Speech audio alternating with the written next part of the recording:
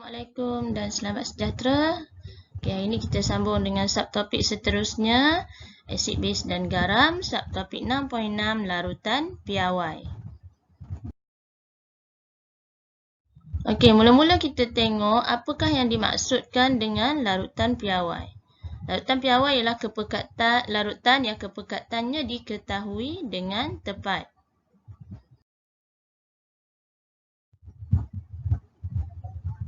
Okey, jadi kita ada dua kaedah penyediaan larutan piawai, iaitu satu, sekiranya dibekalkan dengan pepejal dengan melarutkan pepejal dalam air suling, dan sekiranya telah pun terhasil satu larutan, kita guna kaedah yang kedua, iaitu kaedah pencairan untuk menyediakan larutan piawai.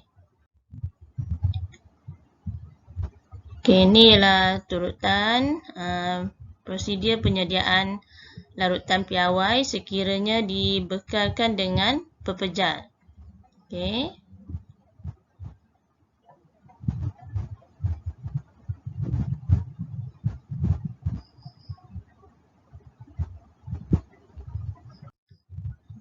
Okey, kita tengok prosedur dia ya, secara eksperimen. Okey, mula-mula timbang pepejal. Contohnya sini pepejal natrium hidroksida.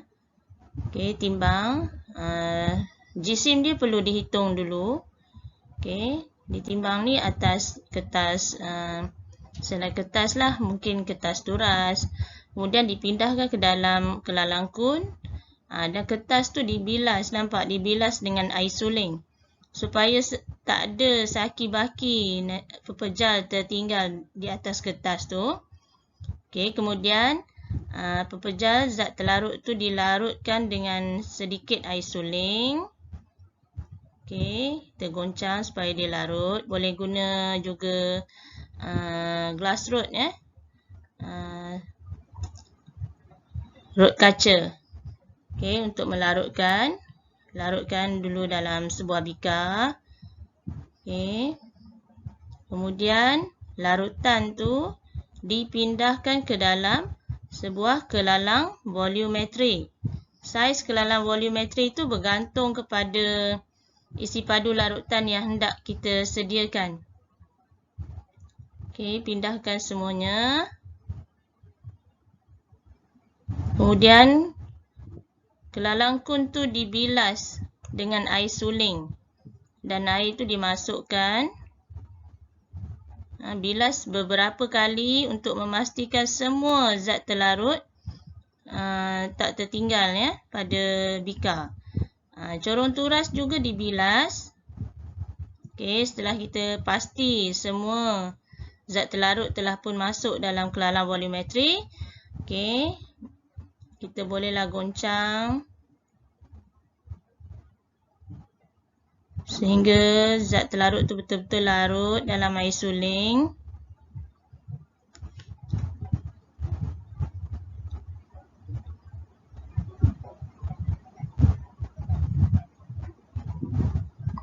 Okey, kemudian kita tambah air suling sehingga mencapai tanda senggatan. Okey, nampak tu tanda senggatan tu.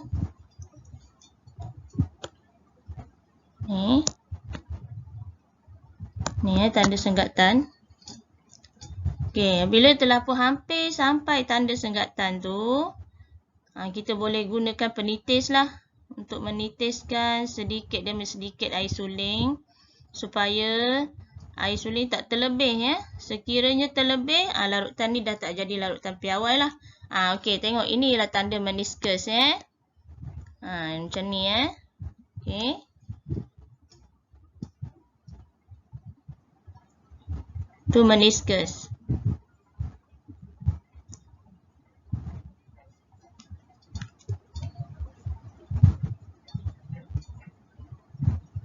Okey, bila telah cukup air suling, kita pun goncang kelalang volumetrik untuk menghasilkan larutan homogen ya. Okey, ini pula ialah kaedah penyediaan larutan piawai melalui kaedah pencairan. Pencairan ni maksudnya kita dah ada cecair larutan yang tadi tu dah pun disediakan, kemudian kita nak cairkan dia. Okey, inilah step dia, turutan dia.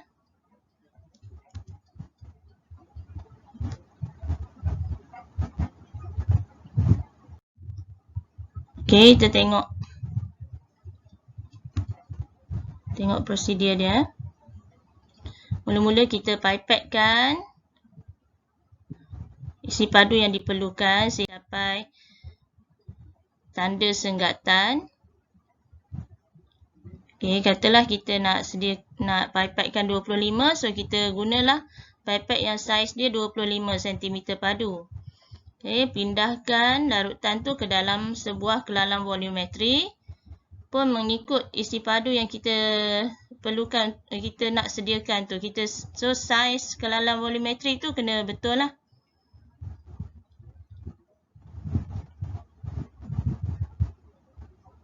Okey, kemudian tambahkan dengan air suling sehingga mencapai tanda senggatan.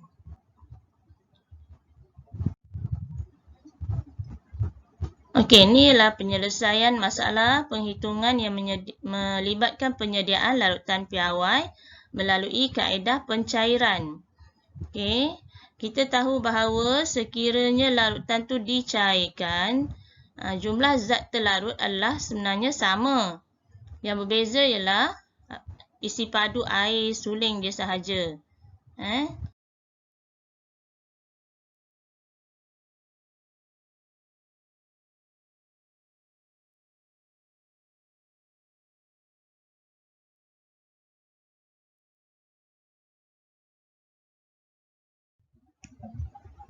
Okey, disebabkan bilangan mol zat terlarut sebelum pencairan adalah sama dengan bilangan mol zat terlarut selepas pencairan, maka kita dapati N1 sama dengan N2 lah. Sebelum pencairan sama dengan selepas pencairan bilangan mol. Okey, so ini ialah formula bilangan mol yang kita dah pun tahu sebelum ni. M1 V1 per M per 1000 sebelum pencairan dan M2 V2 bahagi 1000 selepas pencairan, ya. Okey. So kita dapati bahawa M1 V1 sama dengan M2 V2. Ini ialah formula untuk pencairan. M1 ialah kemolaran isi larutan aqueous sebelum dicairkan. V1 ialah isi padu larutan aqueous sebelum dicairkan. Dan M2 ialah kemolaran larutan aqueous selepas dicairkan. V2 ialah isi padu larutan aqueous selepas dicairkan. Okey. So ini formula lah, formula bilangan mol ni kalau melibatkan pencairan, kita guna formula ni. Okey.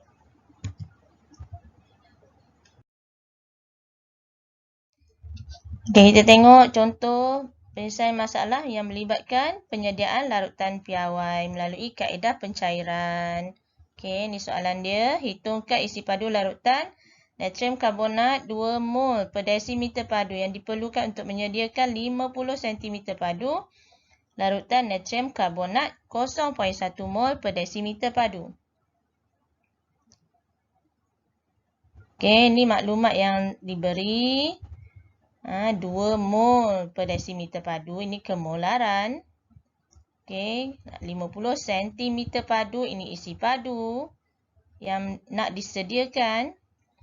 Dan 0.1 mol per desimeter padu, inilah kemolaran yang nak disediakan. Dengan menggunakan formula pencairan M1V1 sama dengan M2V2, kita masukkan. Okay, dengan maklumat yang telah pun dibekalkan. M1 ialah 2. V1 ni hitungkan isi padu. Yang ni yang ditanya ni. Isi padu, hitungkan isi padu. Okay. So akhirnya kita kira dapatlah isi padu larutan natrium karbonat ialah 2.5 cm padu. Ini ialah isi padu untuk dipipetkan, untuk menghasilkan larutan yang nak dicairkan. Okey, contoh kedua. Apakah kemolaran larutan natrium hidroksida? Apabila 30 cm padu air suling ditambah kepada 50 cm padu larutan natrium hidroksida 0.5 mol per desimeter padu. So, soalan tanya kemolaran. Okey, ini kemolaran M2 lah. Dengan menggunakan formula yang sama. Okey. M1 diberi ni 0.5. Di 30 cm padu air suling. V1 ialah 50. V2 berapa? V2 kenapa 80? Kerana 30 cm padu air suling ditambah. Jadi, isi padu selepas dicairkan ialah 80 cm padu. Okey, jadi dapatlah M2 0.3125 mol per desimeter padu.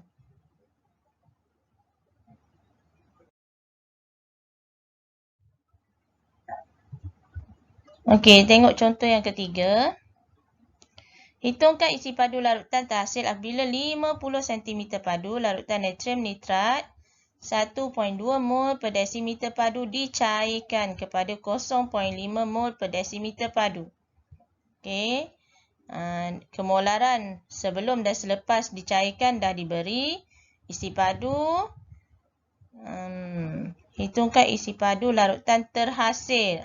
So, soalan suruh kira V2. V1 diberi. Okey. Formula ni masukkan. Dapatlah V2 ialah 120 cm padu. Okey. Nantikan video saya yang seterusnya tajuk peneutralan. Terima kasih.